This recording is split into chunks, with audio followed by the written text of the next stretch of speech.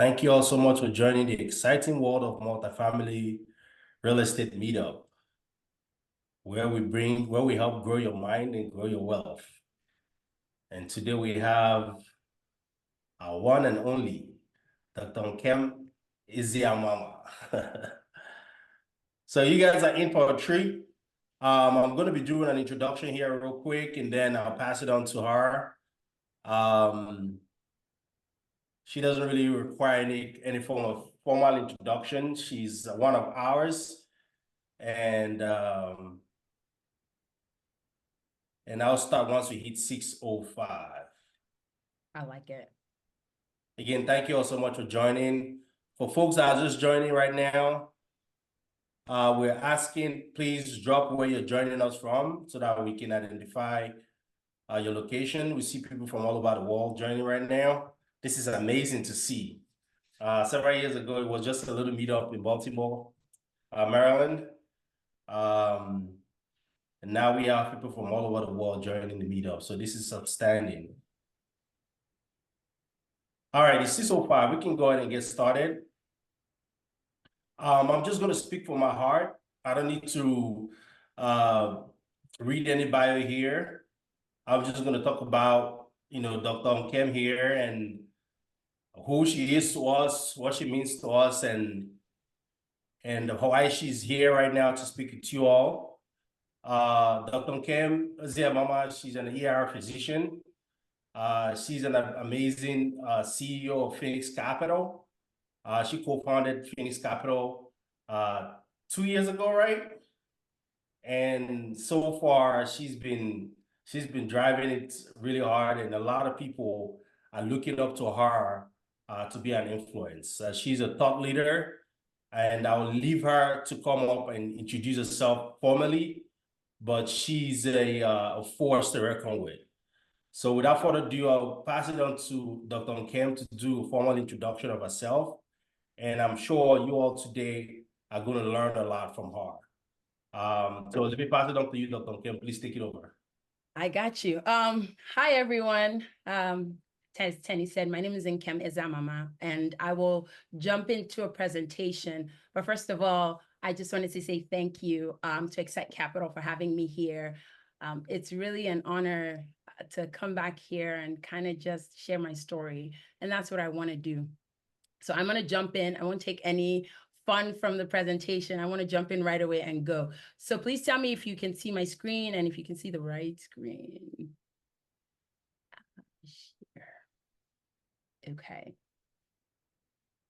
And I'll make it big. Okay, great. And I'll move this right here. Okay. Can everyone see? Yes, everyone can see. You can see the full screen, correct? Yes, ma'am. I can see it. Perfect. Yep. Okay, great. So today I'll be talking about from ER physician to empowered entrepreneur, my journey. And that's exactly what it's going to be. I'm excited to be here, and I really just want to share my journey. So a little bit about how I got here today. This is actually the first meetup that I ever attended. And then it was also the first meetup that I ever spoke at. And so to come back here again, to do this all over and to really share the story of share what that 2 years feels like, it just really brings a smile to my face. My hope today is that I inspire one person. And that if you hear my story, that you will at the end of tonight, you'll say, I'm ready to take that step. I'm ready to take that leap. And I want to do it. I'm going to be candid. I told myself I will not cry. So I'll slow down a lot so that I don't cry. But I will recount as much as I can what these last few years have looked like. I will share struggles. I'll share triumphs. I'll share joys. I'll share sadness and everything in between, because I really want to give you a full glimpse of what it has been, so that you know that in the journey of becoming whatever you want to become, you're not alone. So this is where it all started. It felt like the road less traveled. The question is, how did I get here today? How did an ER doctor take a leap into real estate investing in order to build Phoenix? What was on my heart? And the best way I can describe it is I wanted more. I was discontent. I was I don't think I was unhappy, but I knew that inside of me, I was called to do more, to be more. And in that stage of my life, I felt like I was just complacent. Um, and that's when I knew that something needed to change. I don't want to sit here today and tell you that I had the perfect roadmap. I just knew deep down that I wanted more, and where I was heading is I didn't think is where I was supposed to be going. So my journey is messy. There was doubt, there were fears, there were tears, there was a lot of journaling, there was a lot of sitting on the carpet in this room and being like, Nkem, what are you thinking? But then at some point there was faith, and there was massive action, and there was dreaming, and that dream slowly started becoming a reality. And so it felt like when I was called to do more and to be more, that's when it really took off. And for me, it was more impact, but also more freedom and more life. That's really how that road less traveled really started. So, man, I love the ER. I loved the ER. I was that doctor that, like, when I walked into shift, like my nurses were high-fiving me and were like, we're gonna have a great shift. I worked hard. I worked really hard, and I thrived. When I came out of school, I was like, I'm going to be the best ER physician. And on a busy Friday night for in the ER, like I could go from a cardiac arrest to delivering a baby, to standing on top of a bed and reducing an old woman's hip. And that was like, it was, it was amazing. And I love it. And I still loved it. But at some point, something changed. It almost felt like the scales fell out of my eyes, is the best way that I can describe it. And it still went back to that wanting more. I wasn't sure what that more felt like, but I was determined to find out. Like, I was like, if this is an ache, if this is something, I'm going to figure out what that looked like. And I want to say this, and I am grateful for the life that I've got to lead. It has been amazing, and it has been beautiful, and I have so many things that I'm blessed and so many things that I can count on. But there was still that more, and at some point I was losing sight of what that felt like. And that's really when I could say I had a wake-up call. COVID-19 happened, and for a lot of ER physicians, it was really hard. But for me, it was especially harder from a personal standpoint and really from a professional standpoint. I lost really close family members during COVID. And then work wasn't fun. We were unsure of what was going on, but even more than that, we were losing jobs. We lost hours. So like our full time before we started was like, I don't know, we were working like 150 hours. And at some point during COVID, we were working 60, 70 hours. And a lot of my colleagues had kids in private school. They had this life that they had already built, and they needed money. And so some of my coworkers or some of my colleagues, I remember one of my really close colleagues was working five jobs, like five different hospitals, just to get hours back. And I told myself, this isn't what I want to do. This isn't how I want to live. What else is there? In all of that, oh, you guys, I have a cough. So if you hear me cough, just like know that I'm battling a terrible cough. So in all of that, I started really seeing what job insecurity felt like and what financial instability felt like. It was, we became vulnerable from a professional standpoint. And even at that point, a lot of like private equity groups started coming in, and medicine started becoming more of a business. But it still kept getting worse. Around that time, our company, they really felt like, you know what, we can't be paying you as salaried workers anymore. You're going to eat what you kill. So you're going to be paid based on the patients you saw. So if I went to work and I like saw two patients, I made no money. And I was like, all of this was just building up to Nkem. What else is there? You love this, but this cannot become a means to an end. And it really, really took a turn when one of my closest friends, and I recall this story so well because I was at home and she was at work. And it was a Wednesday evening, and she got an email while at work. And because we were such close friends, she just screenshotted the email and she sent it to me. And the email was like a vague email, and it was like, you need to report to the hospital tomorrow morning. You have a meeting at this time. And it didn't say much more. Like, you guys, I remember, you know how in your email, like if you like pull down, it keeps rolling to get new emails. And I just kept searching. I kept rolling. And I was like, where's my own email? Why am I not getting this email? Is this email good? Is it bad? What am I missing out on? And to my dismay, and to our dismay, the next morning, she and another one of our close colleagues got fired. And we never knew that like a job that like we were saving lives in the middle of a pandemic, that they would be like, hey, you guys, you have to go. And that was the biggest eye opener for me. It was truly the catalyst that set everything off. I was going to figure out how to not rely solely on an employer for my means. And also I was going to figure it out for my friends, for my family, for my colleagues. And that's how the idea of passive income really started for me. I understood, I started to understand it's okay to build wealth, and it's okay to bring that to others, and it's okay to bring it to our healthcare community, and even to just bring it to our community at large. And that's when I was like, okay, I'm ready to figure it out. So that was the wake-up call. And then the turning point was when I met Excite. So I met Excite at a conference, and I will say this, they have been a significant part of my growth. And what started as like this casual happy hour, let's go get drinks, it turned into a partnership and a friendship that I am forever grateful for, because it truly has changed the trajectory of my life and where I'm going. And it really started, and that's how it started. And then it built from there. But it wasn't just like hey, we click, let's do this. Like when they started telling me and educating me about the idea of passive investing, I scrutinized everything they said. I asked every single question that you could think of. And I was like, are they the real deal? Does this make sense? Is this what I had been looking for?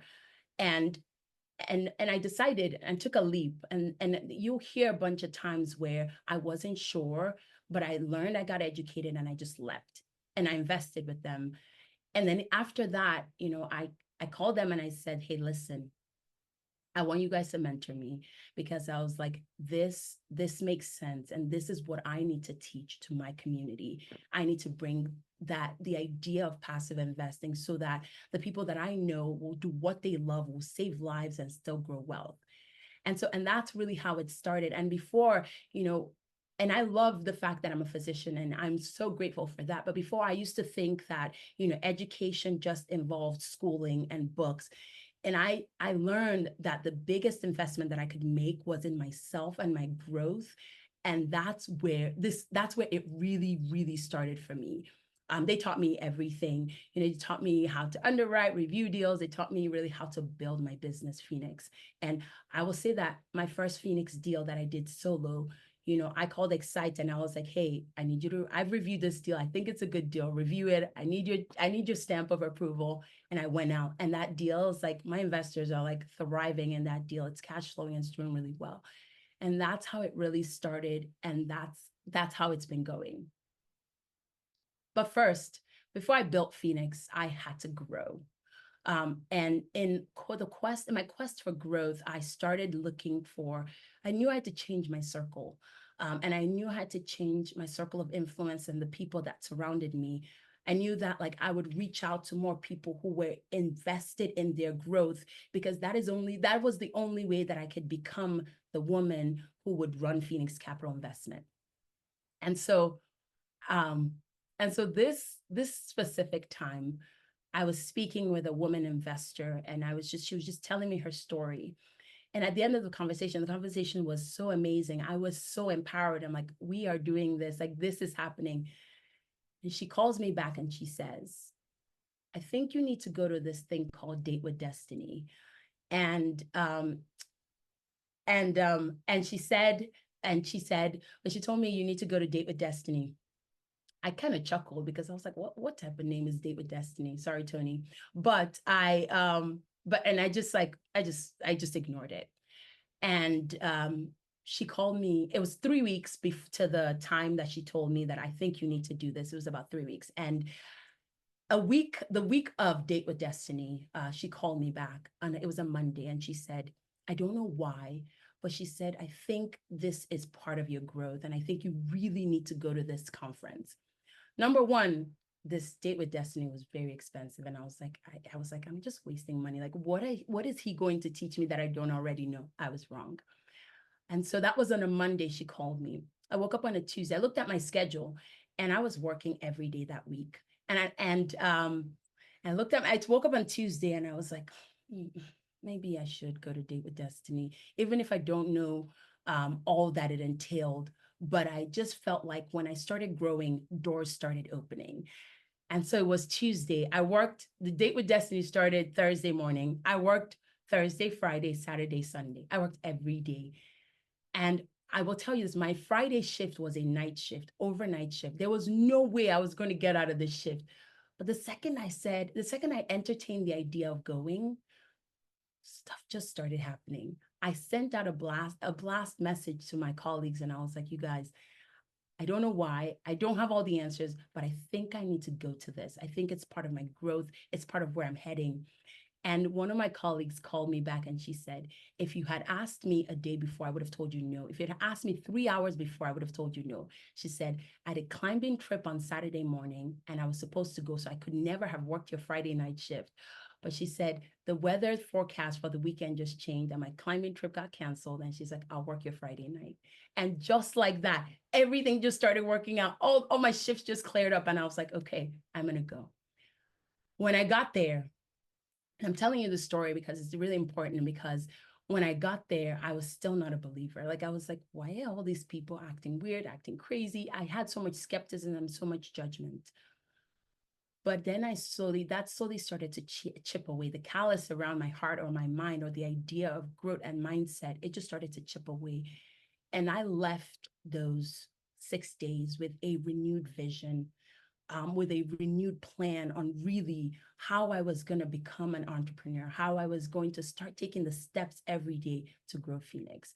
And I said before, I always felt like, we pay for education and we pay for books, but like sometimes the biggest investment that I made that day was in myself and in showing up there and learning that I could rewrite my story, and that the limiting beliefs that were holding me back didn't need to hold me back anymore. And the coolest part about that trip was that I met my business partner on that trip. And so I think about what happens if I didn't go. And I think about the fact that I just let myself be open to the idea of growing. So but it wasn't easy. I had to overcome doubt after doubt, because the truth is I was doing okay. I was doing well. And why did I think that I needed to veer into this path? But I knew that I could impact lives, and I knew that I could really help people and give people value. And so the internal fears came. The internal fears were like, do I have what it takes to succeed? Will I be successful? Will anything of value come out of this? And then the external fears I had, I had people who really, really loved me, who said, stay in your lane. Like, you did medicine, you did it well. Why even consider that? But I knew, and someone here should be listening to this, like, I knew that my determination was louder, and the path that I was taking was even louder, and the change that I was going to make was even louder than my fears. And so I just started working harder. I told myself this. I said, I might not need to share every dream and every idea with people who don't see my vision and don't see my renewed vision and my renewed purpose. And so I started keeping it to myself, and I started surrounding myself with people who my dreams didn't scare them, and their massive dreams didn't scare me either. And that's when I was like, okay, I'm onto something. I realized that what I could become and the value that I was bringing to people, it became really louder than my fears. And the fears are still there. Like, even ask Excite Capital right before this meetup, I was like, I'm terrified. I won't know what to say, but you know what? You still push past that, because courage is acting, in spite of that fear. You can, your heart can your heart can race and your hands can shake, but you still show up because you know that the reason, you know why you're showing up. And that is the most important thing in trying to overcome your doubt and overcome your fears. I remember one of my first real estate investment conferences. It was at a hotel that the hotel was on like the road floor, and the conference was downstairs, and it was this beautiful long set of stairs. And I remember I stood at the top of those stairs, and I saw people, like, people were excited to be there. People came with their friends, their partners. It just looked like this conference was like a big family. And I stood at the top of the stairs, and I was like, I'm here by myself. I'm not sure. And once again, it was that doubt that was creeping in. But I was like, I pushed past everything, and I was like, you know what? I'm gonna show up. I'm gonna meet people. I'm gonna grow. I'm gonna build relationships, because that's what my people are expecting from me. And so, and that's how it started. That was how every day I made the decision that no matter what, in building, in building Phoenix and building my expansive life, that I would squash the doubts, I would squash the fear, and I would just keep going. So it started with laying the groundwork. And I'll tell you that, like I told you earlier, I started off as a passive investor, but I realized very, very quickly that I didn't just want to be a passive investor. And the people here who, they love what they're doing, and they are like, I just want to be a passive investor. But I realized that for me specifically, I wanted to bring these incredible opportunities that I was seeing, that I was a part of, to other people. I wanted to show them that, like, they could really dream, and everything that they wanted could actually come true. Like, they could hope and dream, and it could start from this. It could start from, one investment to another, and it could start from building portfolios for their family and generations to come. And the more I learned, the more I knew that, like, these opportunities, I'm going to share it with others, that they could still really do what they love, and they could still grow wealth. And that is really how and why Phoenix was created. And that was when I really started laying the groundwork, when I really started when it was working on myself, working on my mindset, and realizing that, like, we can bring this to our community, to our people, to our family, to our friends, and then to the world at large. And that was the groundwork that I laid. But then I hit the ground running. And this is where the real work started. I read tons of books. I almost felt like I went to school again. I read professional financial books, personal development books. I signed up for more Tony Robbins conferences, because I knew that, one, I knew proximity is power, and he says that, but I also knew that I needed to really grow, and that was the steps I was taking. Another thing that I did was I built a solid online footprint. It didn't start day one, but I made a decision that I would share my story, and I would tell people about it, and I would empower people to grow. It started with, I think Leslie's on this call. It started with Leslie and I. We said we'd keep each other accountable, and we would just share stories, and we'd just post, and we picked LinkedIn. And little did I know that it would build onto something that now, I get direct messages from young women who tell me, who are like, I read your stories every day, and I'm inspired that that you are able to share this, because it's really uplifting me, and it's helping me to make decisions that I need to make to move my life forward today. And that is humbling, and that's just like, it blows my mind. And it just started with the decision that we are going to share stories with the world. But I also started attending a lot of real estate conferences. I wanted to network with other real estate investors, to kind of learn how things are done, to grow.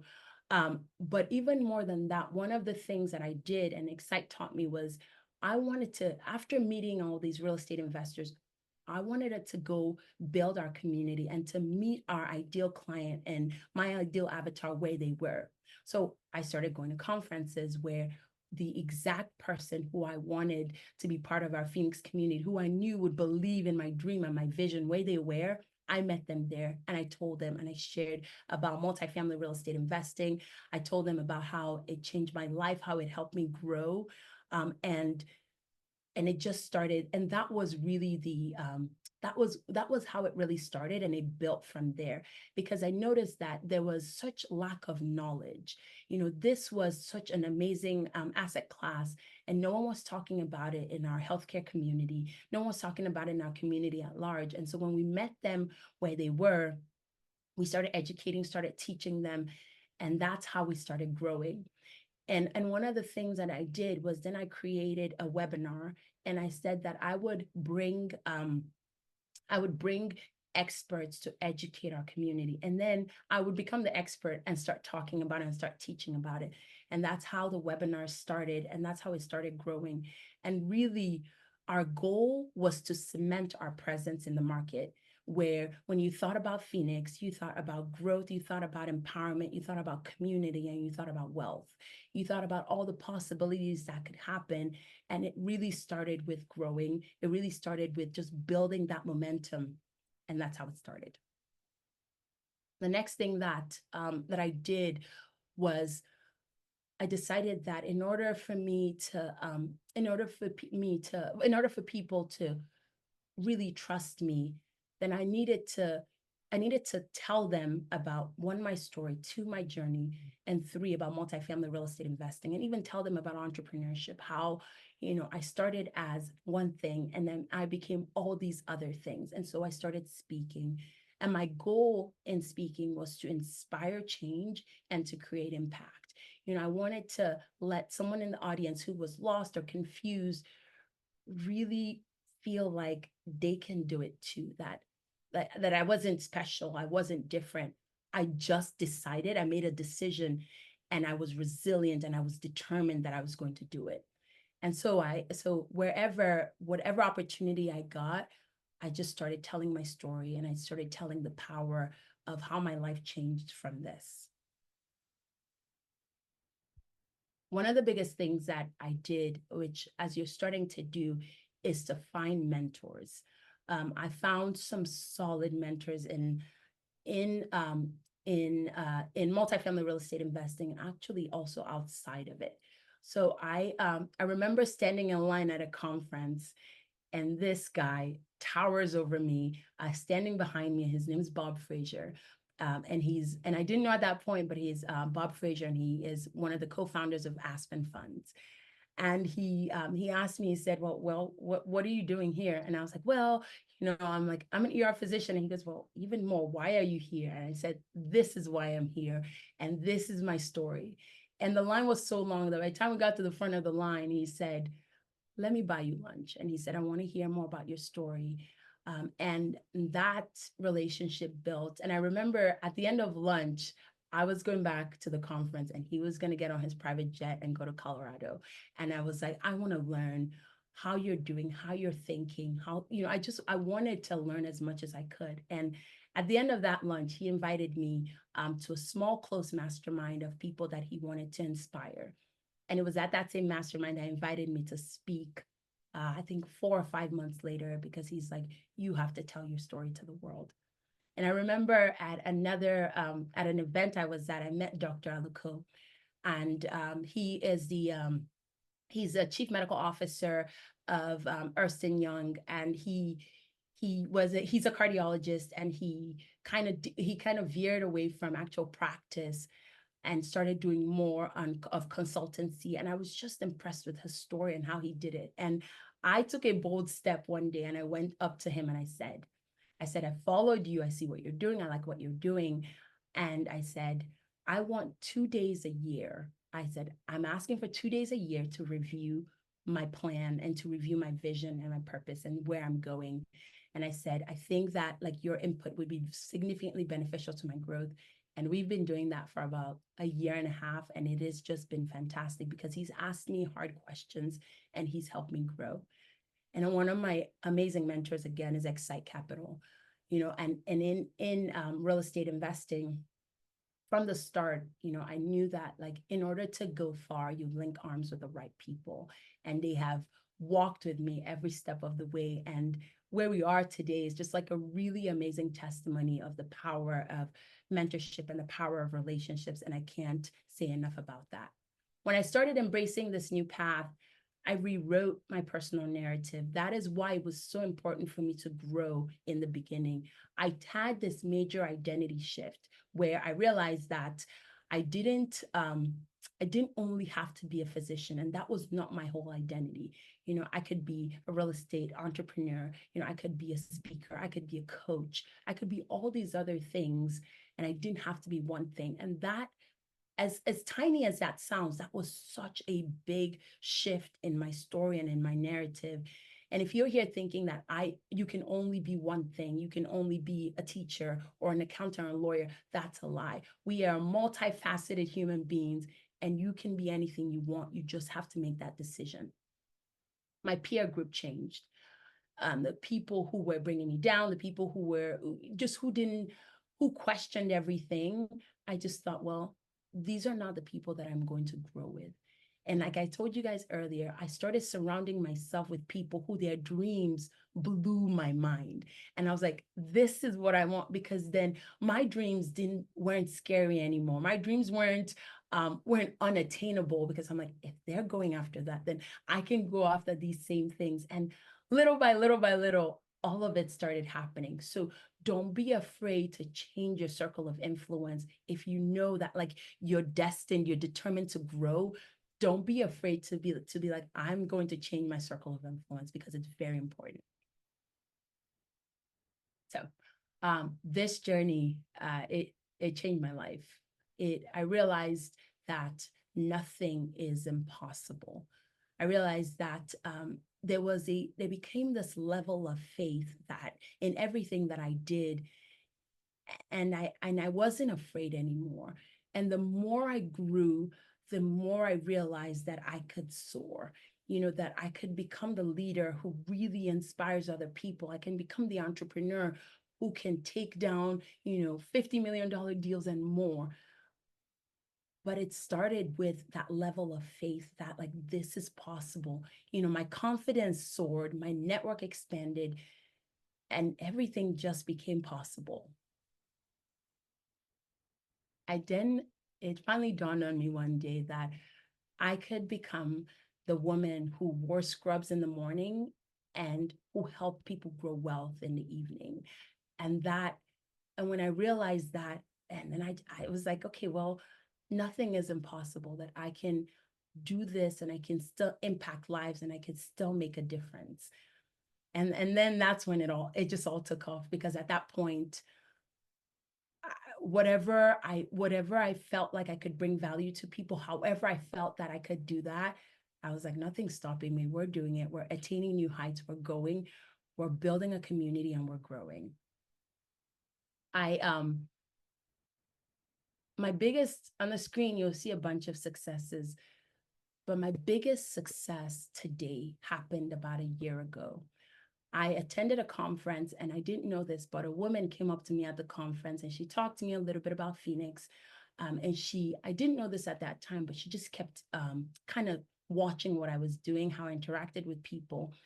And a few days after the conference, she sent me a WhatsApp message and she said, hey, is this a good time to call you? And I was like, absolutely. I'm not working. Call me. I'll talk to anyone anytime. And she called me and she said,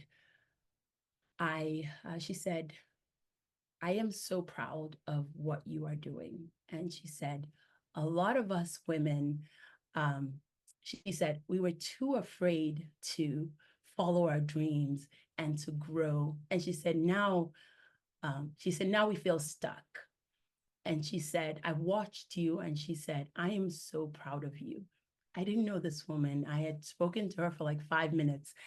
And then it got better, because she said, I have 2 daughters and I want you to mentor them. And she said, if they even think like you think, it will be a success. They will be a success. And I realized that day that I couldn't stop what I was doing. I realized that day that what I was doing was bigger than me, and I had to keep going. I had to keep thriving. I had to keep growing. If not for me, for those little girls who were teenagers and about to start college, who had so many questions in their mind. And I needed to tell them that like they can be whatever they want, they can do whatever they want. And that to me was like one of my biggest successes. And we've been growing at Phoenix, and we're slowly changing lives, and it excites me.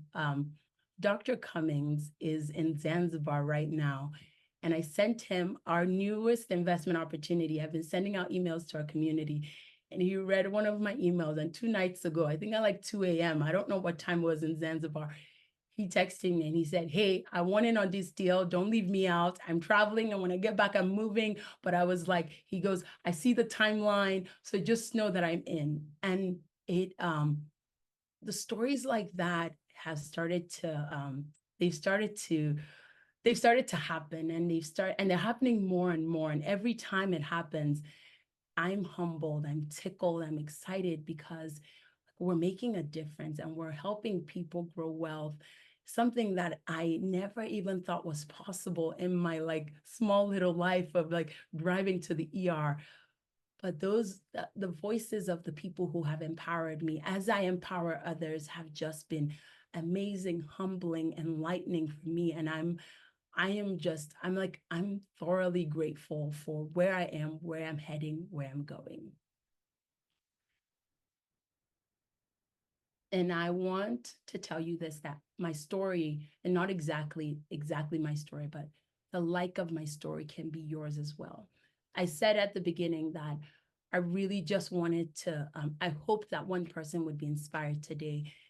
And that's all I really want. I want someone here to sit and question and think, can I do this? Can I go, I'm so uncomfortable. I'm so, or actually I'm too comfortable, but I'm not happy in where I am. And I want to grow and I want to change and I want to become better. If there's one person here that says that today, like I'll be just as happy and just as successful. If you ask yourself, what path am I supposed to be on? Or what dream have I hidden in my back pocket that is time to come out? It's time to grow. It's time to flourish. What seed have I neglected that I need to sow now? That is what I hope. That is what I'm hoping. And that's what I consider success. That conversation with that woman physician a year ago, that was success to me. That was her telling me that like, don't ever stop.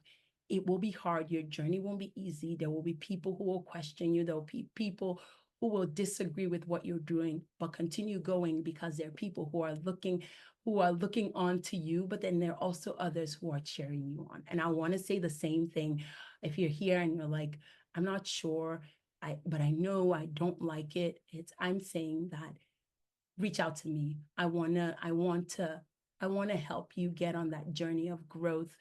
And whatever that looks like for you, if it's not multifamily real estate investing, whatever that looks like, if you need that jolt, if you need that hand holding, because I got it. And it's like one of the best things that happened to me.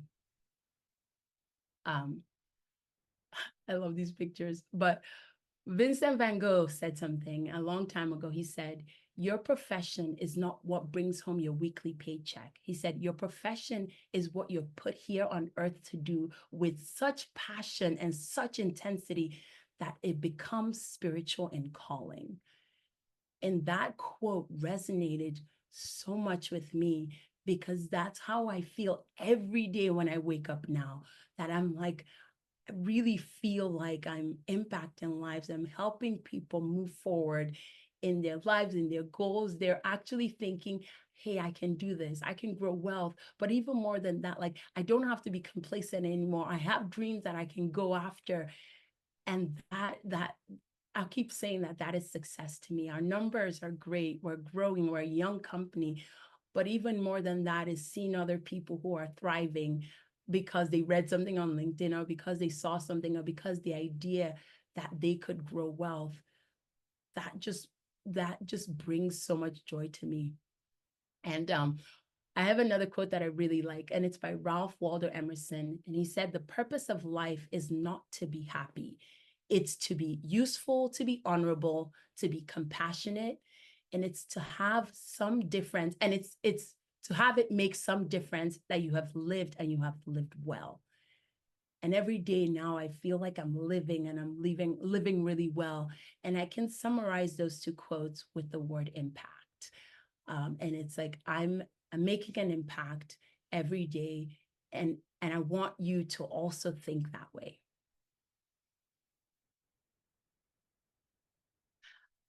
The idea of change became a possibility for me when I started growing, when I built Phoenix, when I started doing the thing every day. And I want to tell you, this has not been easy by any chance. It has not been easy, but nothing good comes easy.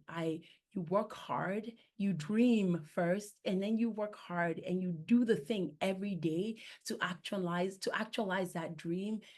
And then it happens. I remember 2 years ago, right when I was starting Phoenix, I had done all the legwork. I had gone to the conferences, I had met people. And I remember the day that I created the LLC. I felt strongly that that was the day that I was going to do it. And it's funny because I can't remember the trip I was on, but I had just checked in my suitcase, and the airport, I was flying midday, and the airport was so beautiful and it was like empty. And there was this area that was like a fountain, and there was this flower pot next to it. And I just sat there. I hadn't gone through TSA. And I just sat there, and I opened up my laptop, and I did two things. I called Delaware, like the Center of Commerce where they created the LLC, and I called my lawyer. And I was like, this is the name. This is what I'm doing, and let's do it. And that was just how it started. And it was like, this was the beginning. And that was me that went from dreaming to actualizing and to start doing the work. So if you're in the dreaming phase, let's get past that. Dream, write it down, and then start doing, because that's then how it becomes a possibility. And that's how you start expanding your horizon. When all of this started becoming a reality, I started to really embrace the expansive life mindset. I realized that, like, I would no longer be complacent. I wouldn't be afraid. I wouldn't be timid. I wouldn't be unsure. I asked myself, who did I need to become in order to be the CEO of Phoenix Capital? And then much more. That's when I really started. I wanted to live life on my own terms, and I wanted others to see that it was possible, that they could do it, that they could dream and then make it a reality. Yes, it was passive investing and building wealth for me and for Phoenix community, but it was helping them grow and also living to their fullest potential. That was what brought me the most joy. And that's when I started to realize that, yes, this journey is possible. This journey is doable. This is what the expansive mindset is. This is what the expansive vision is. It's to be more, do more impact. And that's really when it started making sense to me. The next step, this is the next step, and I will keep it very simple. It's decide, leap, have faith, and take massive action. Done is better than perfect. It doesn't need to be, you don't have to have the perfect website. You don't have to have the perfect landing page. You don't have to have the perfect LinkedIn page. You don't have to have the perfect photograph. Nothing. You just need to decide and do. That's all you have to do. And you don't need to have all the answers before you jump. Just make the decision and do it, and decide that today you will start that journey. This slide, I've put this slide in because it gives me goosebumps when I think about our newest investment opportunity. I did not even think that 2 years ago I would be sitting here. Like, I didn't think that 2 years ago that happy hour that we were at, that one day, or like in a short span, that I would be partnering together with Excite on this amazing deal.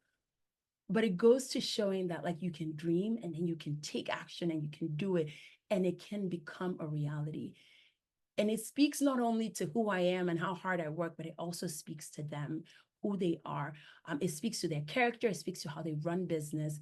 They always say it. And Julius always says that he wants, other people in his community, in the Excite community, to build businesses. And they really meant it.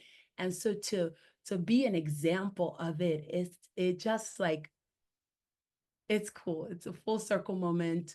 And it is awesome, humbling, exciting, all the things. And it just makes me know that like you can work hard and you can dream and then it can become a reality.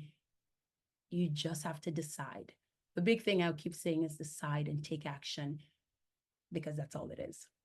So as I wrap up, I had some resources that helped me in my journey, and I wanted to create something for you guys, and I've shared it with our community as well.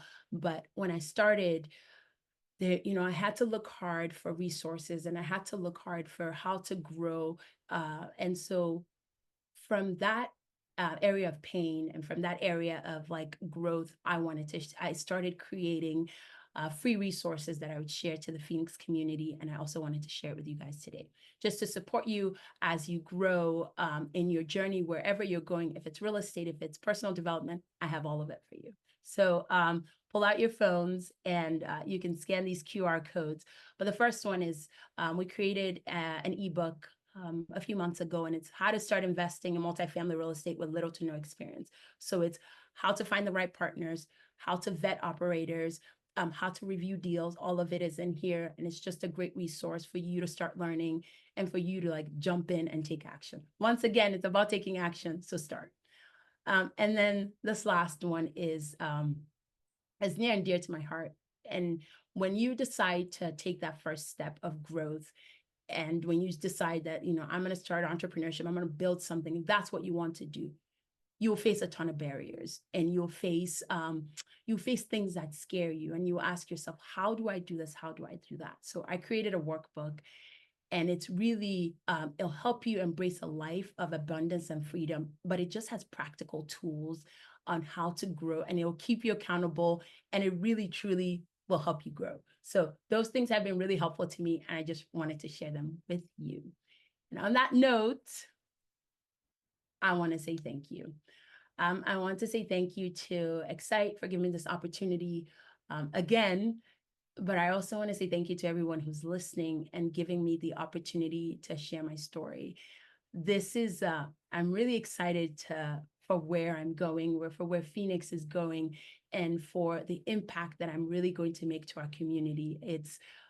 I'll say it again, and I don't take it for granted, all the blessing that I have, all the things that have, all the people that I've met, all the lives that have, all the people that have impacted me, and all the lives that I've impacted. And so I'm excited to see what the next years hold. So thank you so much for your time. If you want to connect with me, that's my LinkedIn. That's like where I'm always there. I'm on all social media platforms, but LinkedIn is like the way that I really love to like engage with people, to grow with people. So I just want to say thank you for this opportunity. And that's all I got. Before I go, I want you guys to ask me questions. If there's someone who, and my email address, I'll put this just in case you don't want to ask questions, but you're interested. And if you don't have LinkedIn, my email address is simple. It's Nkem, Nkem @phcinvest, one word, .com. So Nkem @phcinvest.com. Shoot me questions, but I'd love to answer any questions right now. If anyone has any questions, comments, concerns, all the things, let's go. Okay, I'm going to stop sharing. All right, Dr. Kim, thank you so much. That was so touching. You almost made Leslie cry. I'm talking about myself anyways. That was really, really touching story. Thank you so much. You're welcome. I think the chairman is here, so I'll pass it on to my chairman to continue. Yeah, thank you so much, Nkem. I've obviously heard your story. I've been part of it, as we all have been at Excite Capital. But even every time I get to hear it, listen to it, engage with it, it's still very inspiring. And yeah, just like I always tell you, you are going to do some great things in this world, and it's just the beginning. We feel very lucky at Excite Capital to count you as one of our very dear friends and mentees in some sense. I see other friends and mentees of ours in the audience that are also towing the same paths. I see Leah and Jeremy Crabson. I see others. And I know that we all kind of working together, growing together. And for me, seeing you do what you're doing and seeing the growth that I'm also seeing in so many of our team members, our community members at Excite Capital, it just warms my heart, and it shows us that we are doing the right thing, that truly those core values that we said we were going to stick to at Excite Capital, we have truly stuck to them, and we are seeing through what we promised we were going to do. And I cannot wait to see you fully blossom, because I know you're just getting started. I told you already that you're going to be massive, you're going to be big, and my joy will be the day when you get even bigger than Excite Capital, So, because that's just what it's all about. But be rest assured, we're going to be doing a lot together now, in the present, and into the future. We'll certainly be, keeping you accountable, as we expect you to continue to keep us accountable. And we look forward to having more people like you, like others, join us in this journey of growth, where we can all continue to live the lives of our dreams, and continue to pursue the true purpose that we were put on earth to do.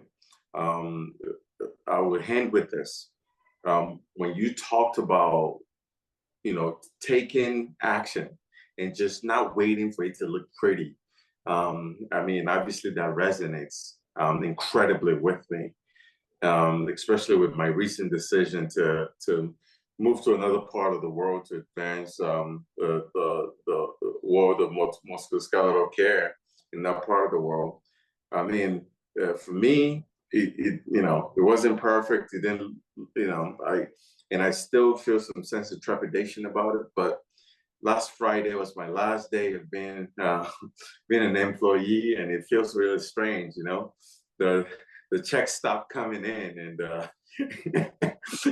and no matter how comfortable you are, that's a really strong drug. You do get some withdrawals, and I know I'm just getting started, but at the same time, this is the most alive I've ever felt in a long time. I truly just feel like I am living truly in my full purpose, and I am seeing through the purposes, the goals, the visions that I've seen so clearly in my mind, but that it took me a little bit of time to get to actualize. So thank you again for reminding us of the power inside of us that we need to unleash onto the world. And we will take questions from any audience members at this time. I think Amber had her hand up. Amber, please go for it. No, my apologies. I did not. Thank you so much for your presentation. I've really enjoyed listening to you and your story. Thank you so much. Thank you. Thank you. Thank you, Amber. Really appreciate that. I think we have some questions in the comment, my chairman. Oh, fantastic. Let's go right there. Questions. Oh, wow. We do have some questions. Reginald was asking, how did the name Phoenix come about? I think you touched into it a little bit, but maybe you could tell us the full story. I'll share the full story. So when I decided to start growing, the big thing that I decided was to go from complacency to soaring. And so it was like almost like I felt like I was dead and I was coming to life. And so that's where the name, and to embody that was the Phoenix bird. And so that is where the Phoenix comes from. But because I'm a woman, and I started doing research on female feminine versions of the name Phoenix that mean the same thing. So this is the Phoenix spelling, if I would spell it, is it's from a European descent. I can't remember exactly where it's from. I'll tell you, but that is the name, the spelling. So it means the exact same thing, which is soaring, which is rising from the ashes, but it's just a different spelling and it's a feminine name.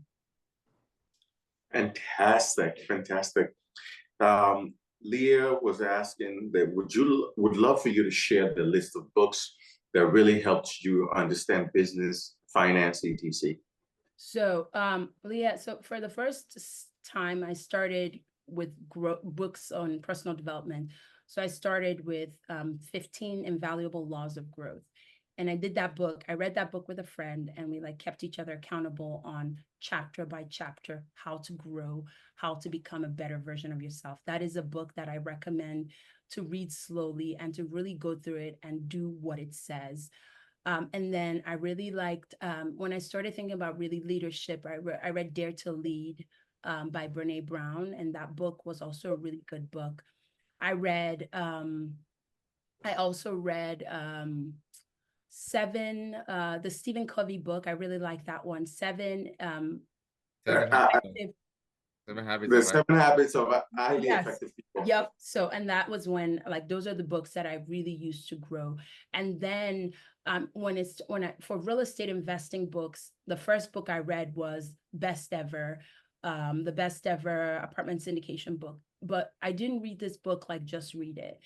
I did everything the book said. So like when the book said, create this, become a thought leader, start talking, start writing, start doing a webinar, start doing all, I just took it and I said, this is what I want to do. I'm going to do it. If this is someone who's done it, who's been successful, I did that.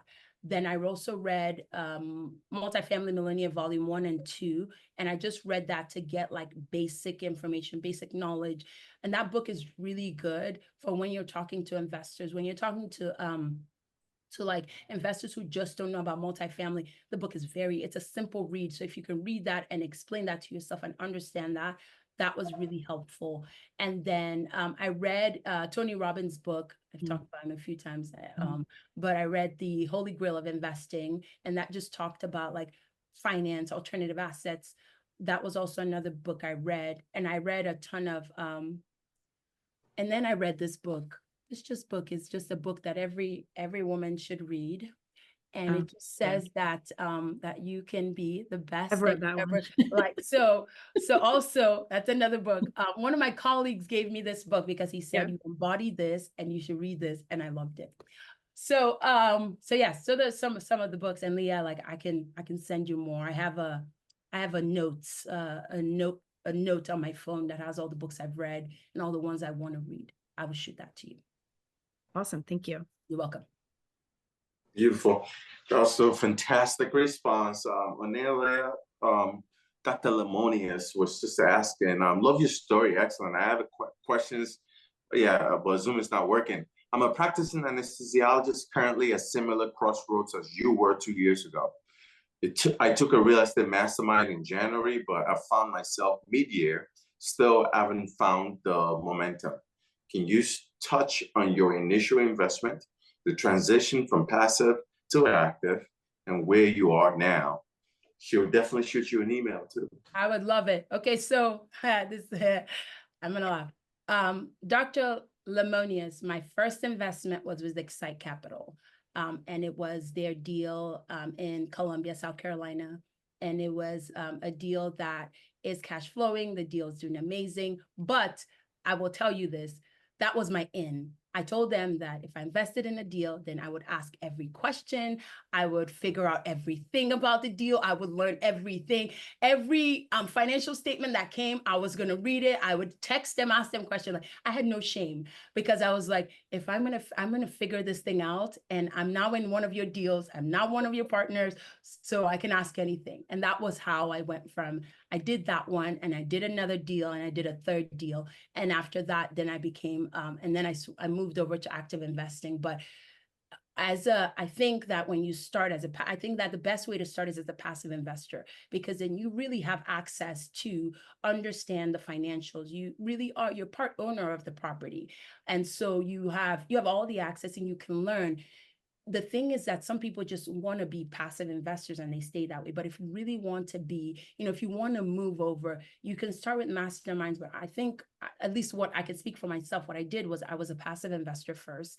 And that gave me the in to really understand the ins and outs of how, how things went, what the financial statement every quarter looked like, what they were spending stuff on. It was very helpful for me. And that's how I started. I would love to kind of answer any other questions. If you're thinking about becoming an active investor, I'll lay out kind of what I did, how I did everything. Fantastic. Awesome answer as usual. I think there was one question that just came in from KK. Do your investors have to be accredited? Good question. So KK, the deal that we currently have active right now, it's not only for accredited investors, but future deals, when you build, and I'll kind of go into a little bit, for non-accredited investors, we have, when you build a substantial relationship with me or with Excite or with any other syndication company, then you have access to, if you're a non-accredited investor, then you have access to some deals.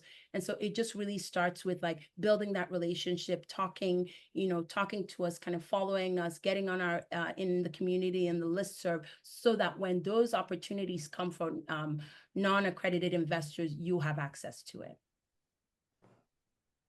Absolutely. Absolutely. Couldn't have answered it any better. Any other questions? Oh, great. The Omar, this is awesome. You're going to make me really read right now, but for the purpose of everyone, I will. Thanks for sharing your inspiring story, Dr. Nkem. You are where I dream of being someday. I'm currently an FMP student with 9 months to go until graduation, first-gen American, first-gen college student, and coming from a low-income background, and now carrying a lot of student debt from MP school. I often feel a tremendous amount of stress from the debt that I'm carrying and wonder how I will ever get out. After doing my homework, my dream is to become a large-scale multifamily real estate investor to support my community and my family and help the world. For someone like myself who is just beginning in their career and faces many barriers growing up, what would you recommend is the best way to get started on the path to becoming an investor? Omar, congratulations. You are on the path to success and you're asking the right questions. I will say, and the only thing I know is kind of the steps that I've taken and what I've learned from other people. But I would say that the first thing that you need to do is finish school. And the next thing that you need to do is spend some time investing in yourself and spend some time growing and spend some time learning. Start with books. Books are free or books are cheap, and you can learn a lot from there. And I think that until then, before you'll be ready to take action. And like I said, I started as a passive investor. That's a great way to start growing wealth. This is not a get rich quick scheme. You're not going to make thousands no, you're not going to make millions in your first deal, but you're going to start somewhere. So I think that the first best thing to do is you're doing what you're supposed to be doing and you are almost done. Put your head down, finish. But as you're doing it, start investing in yourself, start learning, start reading, start growing, start coming to meetups like this, start networking with people, jump on LinkedIn, call, send a message and be like, hey, I see what you're doing. Can I get time on your calendar? Can I learn from you? Like any one of us would do that. Any one of us would be excited to kind of help you on your journey. But that would be my advice on how to start. I have a question for you. But if I may add, Les, before you pass on to the next question, work really hard and make a lot of money too. That too. Because you're coming out, you have all the students loan, you want to invest, you got to make a lot of money. Try as much as possible to work really hard, set the goal that for a particular period of time, I'm going to make as much money as possible while you're learning, while you're thinking about investing. Because Dr. Nkem, myself, Dr. Oni, Leslie, the only way we were able to do this was because we worked really hard, made good income, and that was what actually helped us to invest.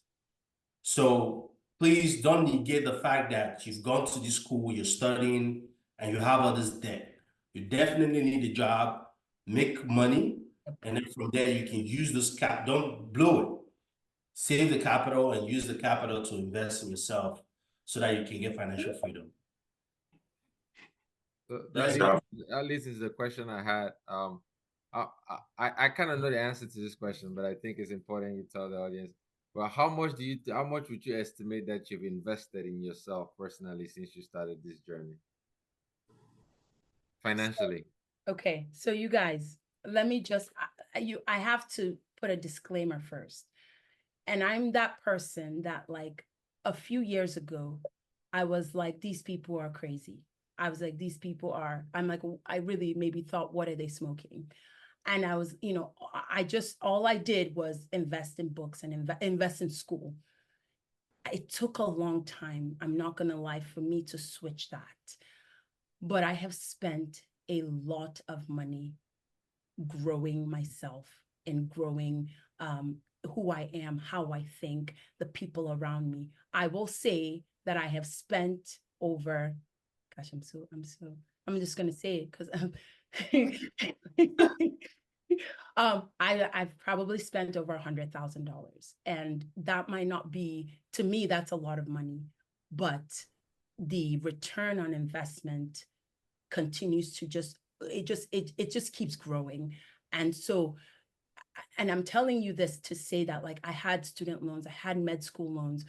If you ever asked me 4 or 5 years ago, like, I would tell you, are you kidding me? Like, go do something else with that money. But I'm saying that, like, I could have put that money in a deal, but the return that I've gotten in myself, in my growth, in where I'm going, in the people that in the people that I'm now surrounded by, I would pay it again. And trust me when I tell you, I would never ever have said this, but now I can say it with confidence, and I'm seeing the return every day. So I don't want to discourage anyone here who doesn't have the money, who's like, well, how will I ever grow?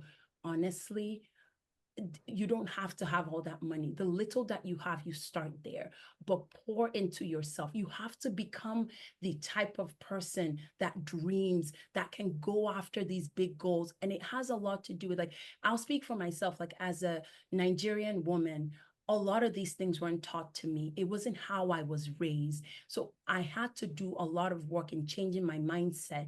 And honestly, it wasn't free. Like, if you want to grow, it wasn't free.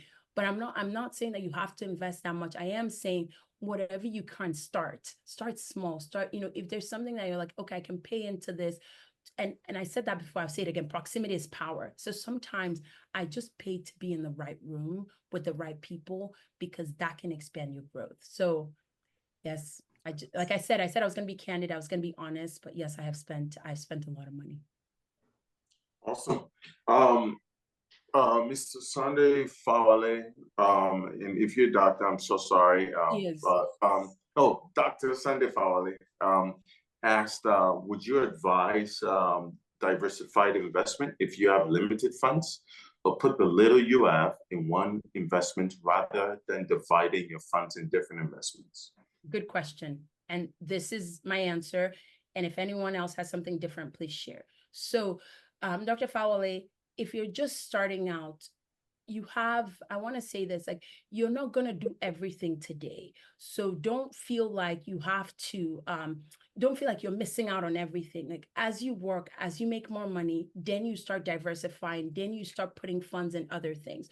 So I would say, like, I wouldn't say put 5,000 here, 5,000 there. No, I would say if you have the minimum investment, put it in one deal. You're going to work hard, you're going to see return, and then you're going to get proof of concept. You're like, okay, this makes sense. You work harder, you make more, and then you put it in other things. And I'll say this, and I'll be honest, like I said, I love real estate investing. And this is where I've started putting a ton of my funds to grow for the future. But I still invest in stock market, and I still invest in my 401k, and I still invest in insurance. All of these things are building me and my portfolio. So it's not just one thing. Yes, I love real estate. And like I said, a lot of my capital these days are going towards that.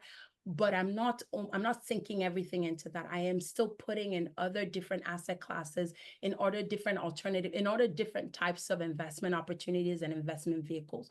So to answer your question, don't feel like you have to do everything today. And so you're going to split it tiny in everything.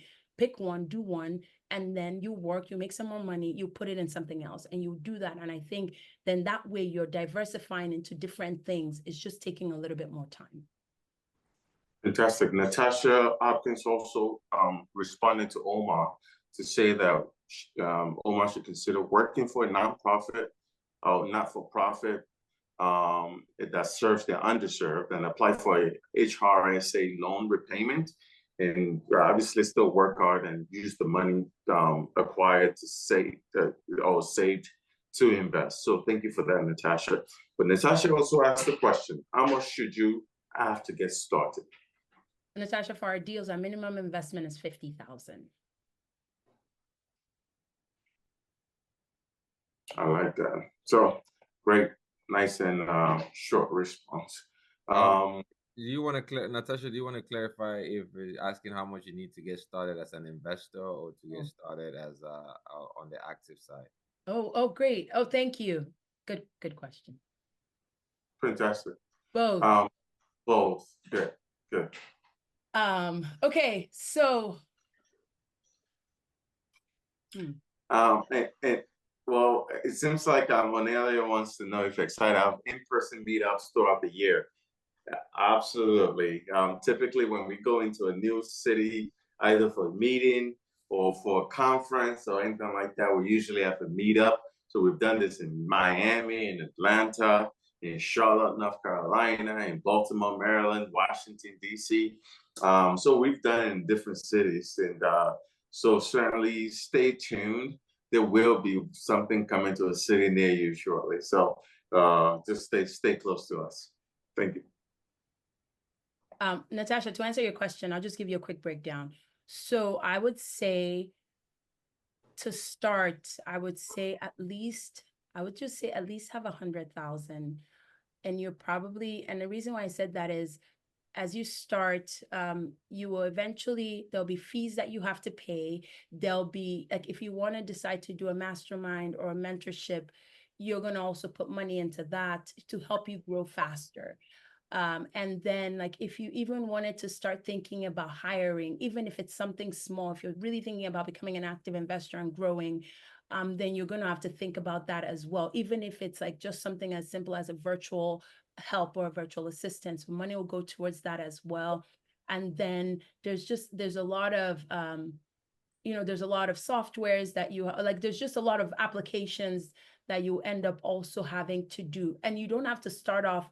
There's a lot of things that you can start off as a free version of like Active Campaign as you're building your CRM or simple stuff like that. So like there's ways that you can do it, but I would say you do have to have a significant amount of money. And also you have to think about time. So, you could start and you might not find a deal for 9 months or a year. So if you're going to start, then you have to think about having capital that will last you for maybe 2 or 3 years as you start building, because you're not going to wake up and be super successful day one. So you have to build, and that takes capital. And Natasha was like, that's the problem I have to deal. So maybe can you answer how she can leapfrog that challenge or problem? Natasha, everyone is having the same problem. So I will tell you, we had been looking for a deal for 9 months. And before Excite found their deal, they had been looking for the deal for 17 months. So this is what I mean by time. You have to put in the work. The deals are coming. The market is softening. So things are looking up, but it's taking time. And that's exactly what I thought. So don't feel you're not the only one. I struggle with this every day, and Grace is on the call, and Grace is my acquisition associate. And we're like, where's our deal? We're looking for it. We're constantly looking for it. So no, you're not the only one. And Natasha, you're not alone. Yeah, Natasha, if it's helpful, please reach out to Dr. Nkem or reach out to Excite team. we can help talk to you about deals. What are some of the things we're doing today to find deals? What are some of the strategy we're using to source deals? It doesn't mean when you see the first one that's going to be the deal. Yeah. We have to go through over 2,000 deals, and it's painful. But the market is beginning to open, and we're hopeful about that. And of course, we have this deal that Dr. Nkem is talking about right now. But please reach out. We can share our strategy with you, and hopefully we can help you get your deal, okay? Awesome. And on the other was Dr. Lemonius was asking, can one have a real estate business that invests in this deal? Yes. The answer is yes. Yes. The answer is yes. And just to add a comment to the deal flow, today I actually got about 6 off-market deals sent to me from like different brokers in different markets, and I'm not even an acquisitions team. And these are deals that are loans are coming due that are distressed, brand new deals that we're seeing at discounts. So again, if you're on the sideline thinking about getting into multifamily on the active side, there's no better chance than now. I wish when we started in 2019, we were seeing some of the things that I'm seeing right now. So now is the time. Natasha, if you've been hitting the pavement, keep hitting it. More deals will come. But I do feel like the market has finally opened up. That's one of the reasons why we're able to get the deal that we got at a good discount. So yeah, so if you're looking to do this, align yourself with the right set of people and get started, because now is probably the best time to get started in multifamily real estate. Fantastic. Thank you so much for that, Leslie. Do we have any other questions before? I do. Can you hear me? Yes. Hello, Bernard. How are you? Please Pretty go good. for How it. you doing? Wonderful. Thank you. Fantastic. If you had $2 million today at your disposal in cash, would you put it all in one deal? And I heard your response to that question earlier, but knowing what you know now, where you are on your journey, would you put that $2 million cash in this deal now that, of course, Parkview, or you would just still diversify and spread it out, put some in this deal, and possibly put some, like you said, in your other investments? How would you invest that $2 million that you have now at your disposal, your cash? Me personally, Yeah, you. I would not put all of it into one deal. I would not. I would, like, there are great deals out there. There are great other vehicles. Let all the money grow. So I wouldn't put all of it. I would put a significant amount, but I would not put all of it. Please, anyone else, if you think differently, tell me why or tell me what you're thinking, but I personally would not. And it's not, and it has nothing to do with, like, I trust the deal. The deal's great. I'm clearly in it, and I'm investing in it as a passive investor. So I'm in it, but I wouldn't put all of it in one deal.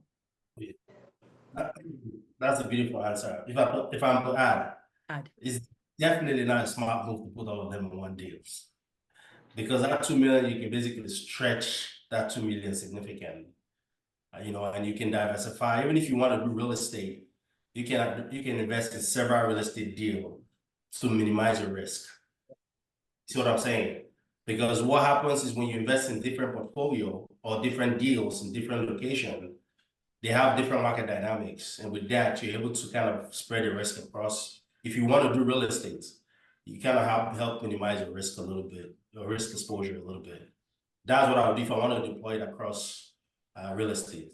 But like the Nkem said, if you have interest in other asset classes as well, you can put some over there as well. So I wouldn't put 2 million in one deal. For me, if I had 2 million, I'll put it in this deal. But then, if with the caveat that I have to make another 2 million to put in another deal. Actually, Bernard, Tony Robbins wrote a whole book about this, and he calls it the Holy Grail of investing, right? Where he says the Holy Grail of investing, according to Ray Dalio, is diversification. And when he talks about diversification, he's not talking about diversifying stocks or this and that, right? It's like, a true diversification is when you diversify across assets that are not correlated with each other. Private real estate investments, which is what we do, is uncorrelated. And I did a good illustration of this the other day when I was doing our asset presentation to our investors. You could see across our portfolio, every asset is acting completely different from the other one. It's completely independent, right? It doesn't matter, although commercial real estate is crashing, you have assets that are making like 16% growth in revenue, while others are doing like 2%, or others are doing like 8% growth in revenue. So they're really not correlated to each other. What determines their success is that locality where the asset is located and the actual business plan of that asset. So by diversifying like that, you significantly decrease your risk and increase your upside potential. That's what he calls the holy grail of real estate investing. So I kind of see the point of diversification as well.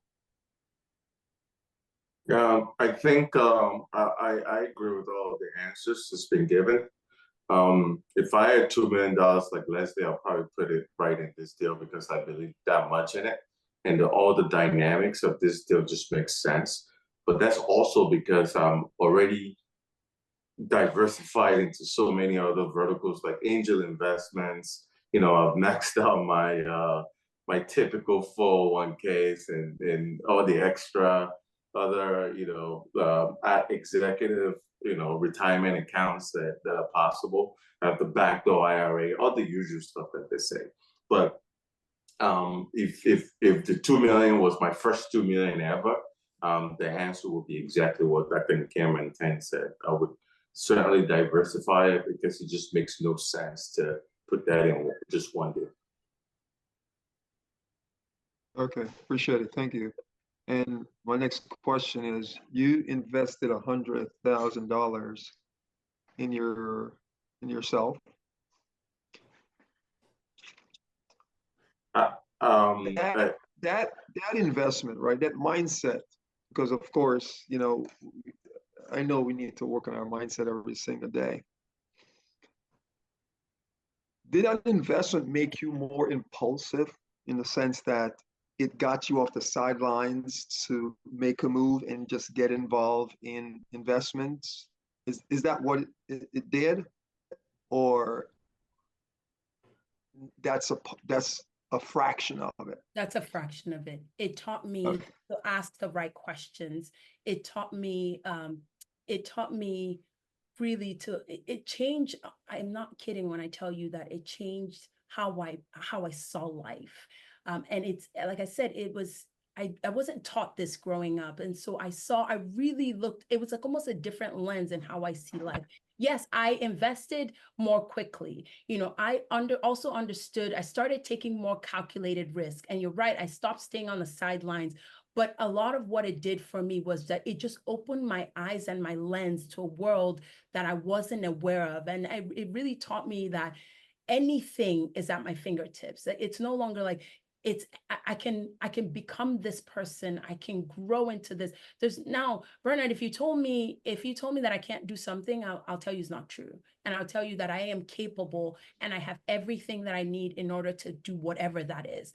And that I would pay for that again, because I'm no longer afraid. Like yes, I have fears and I have doubts, but I'm not afraid of trying. I'm not afraid of showing up anymore.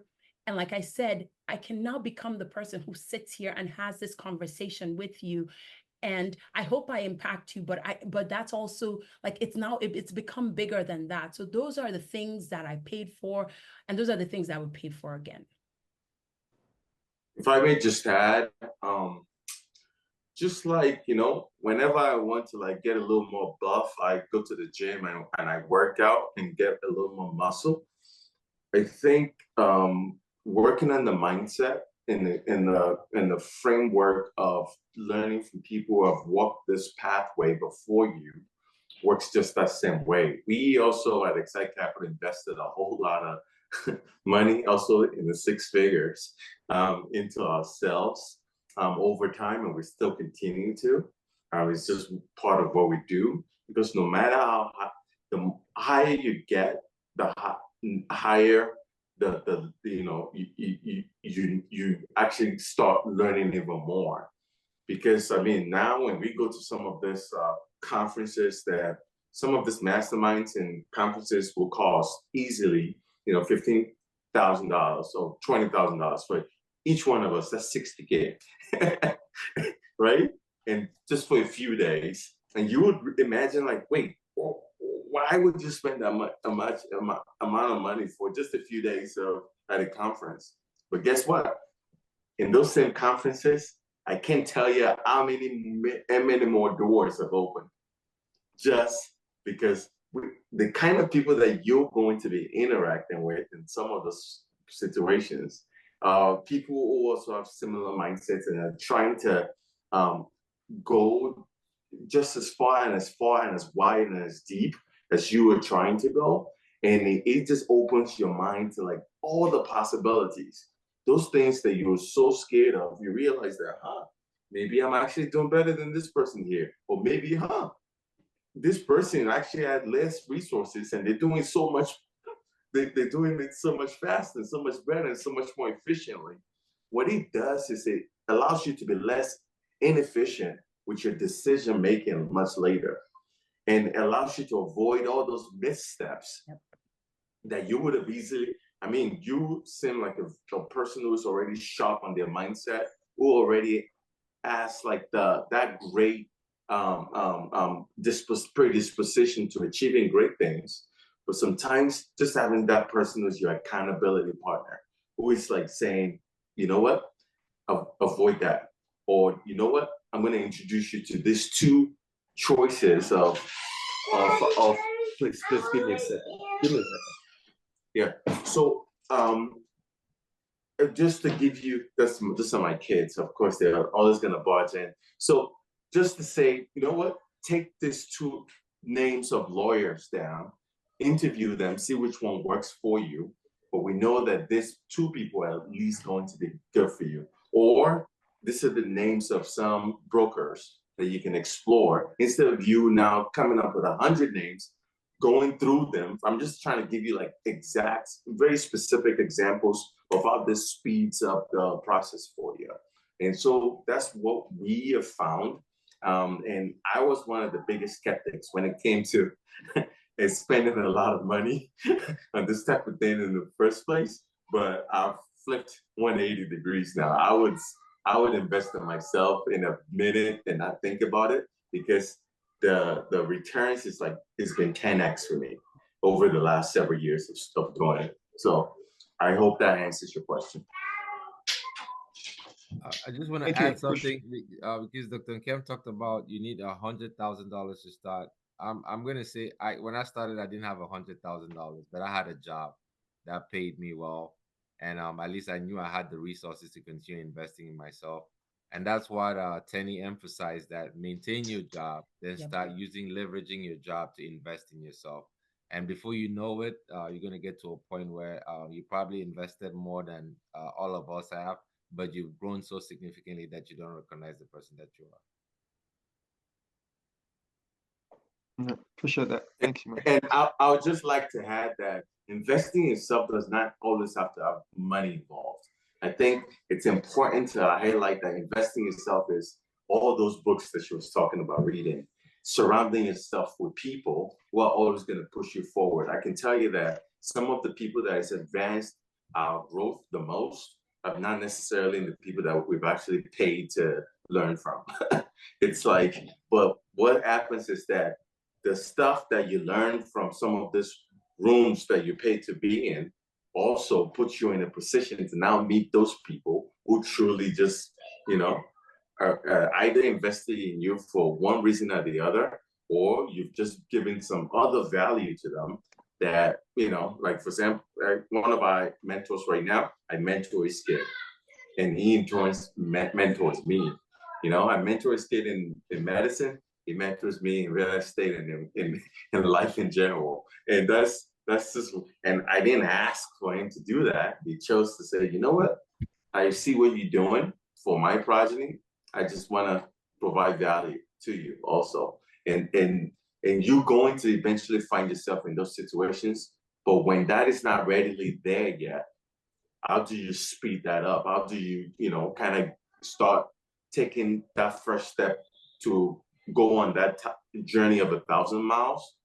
Yeah, one of the ways to expedite that is through some of this masterminds, coaching programs, things of that nature. So Thank you. Thank you're you. welcome.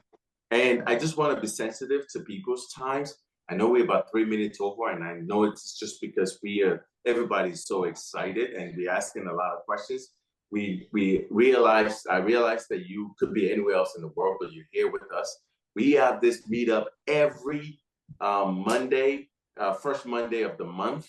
And next meetup is also going to be just as exciting, just as engaging. Obviously, Dr. Nkem is always a tough act to follow, just because she is so inspirational. But we look forward to seeing you again. This is the exciting world of multifamily meetup, presented to you by Excite Capital. And we, the host, myself, Dr. Julius Only, the CEO at Excite, Dr. Mr. Leslie Awesome, and Dr. Mr. Tani Tolafari. I'll say doctor. Yeah, so anyways, thank you so much, everyone. And we just appreciate you. Look forward to seeing you next month. Thanks, everyone. Take care, everybody. Take care. Thank you all. Take care.